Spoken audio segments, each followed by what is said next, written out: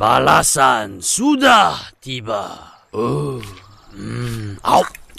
Wah. Hah?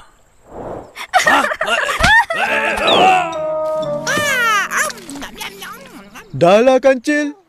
Mari kita makan tembikai manis. Lagi sedap dari pisang. Betul-betul.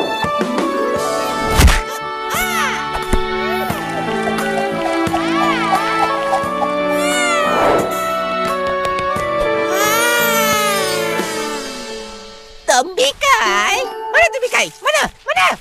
Ha?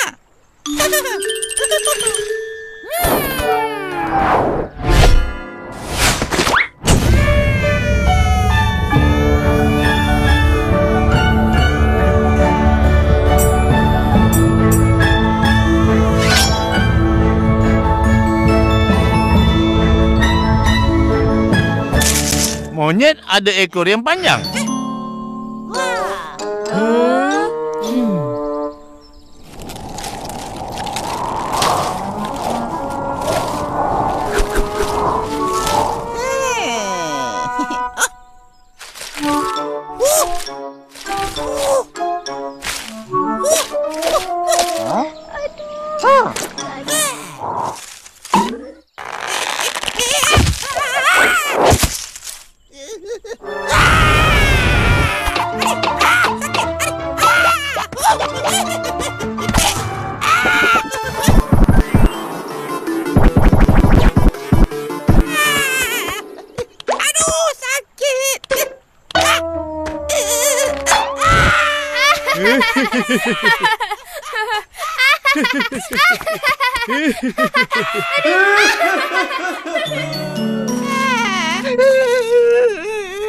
Sakit.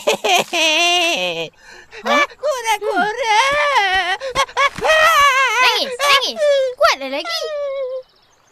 Itulah. Degil lagi. Kepala batu tak pernah nak dengar nasihat. Kan dah kena balasannya. Aku menyesal. Aku janji akan dengar nasihat kamu dan takkan degil lagi. Nah, makanlah. Untuk aku? Tapi aku... Kami buat semua ni untuk mengajar kau saja. Walau apa pun yang terjadi, kau tetap kawan kami.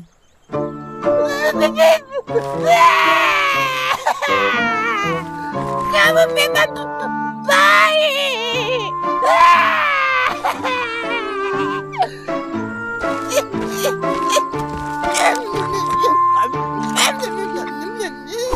Begitulah ceritanya. Monyet yang degil tu pun akhirnya menyesal. Jadi kepala batu maksudnya orang yang degil dan tak mahu mendengar nasihatnya, Ki? Iya, macam kau berdua. Dah, mari cepat tolong Aki. Cepat, Abah, cepat. Ambil sikit seorang.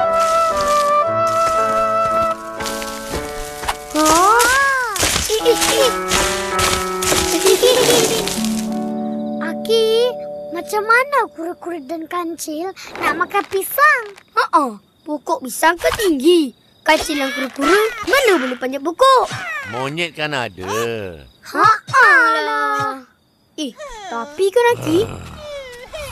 Lah, tidur pula. Tak patut. Selamat malam, Abah. Malam.